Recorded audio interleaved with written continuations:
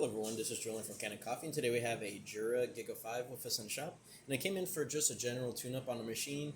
However, this machine is quite large, and so tune-ups on this one takes a little bit longer. It's a lot of steps to actually get this thing apart. But once we got in there, we deep cleaned the entire brew chamber. There's a little bit of moldy coffee in there.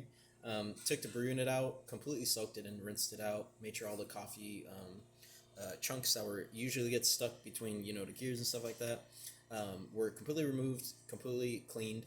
Re-lubricate important parts of the brew unit, and just replace the gaskets on it just so it'll stop that coffee leak from coming out. And then after that, put it all back together. We did cleaning cycles on the spouts so that all the coffee comes out nice and clean. And then also descaling machine to make sure your thermal blocks and all of your major hydraulic components are working well. So now we're just going to quickly brew an espresso shot here. We are going to test steam functionality and also test the hot water right after. But just kind of going one by one. This is a dual hopper grinder. You can't really see it in the video unless I lift it up. As you can see, it has two hoppers right there. So you could choose between two different types of beans, whether that's decaf versus regular, or if you want to just try two different styles of beans. But yeah, nice and clean. Espresso shot coming out. We're going to add some water to the shot. Kind of make like a mini Americano here. So we're going to wait for it to load. Alrighty, so hot water. We ran out of beans. So that's actually really good. Nice hot water coming out, nice steady stream too.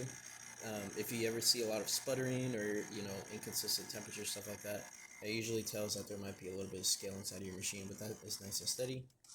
Take that away just so we don't make too much of a mess when we turn on the milk. So since we don't have any connector here to a milk system, it's just going to be steam, and we're just wanting to make sure that the steam is coming out nice and consistent. As you can see, really good. Now if you had milk pushing through that, it'll make nice foamy milk. Since the steam is instantly mixing with the cold milk, makes it a nice foam effect. And yeah, that's about it for this repair. If you like this video or any of our other repairs on our channel, leave a like, subscribe, and hit the bell. Thanks for watching.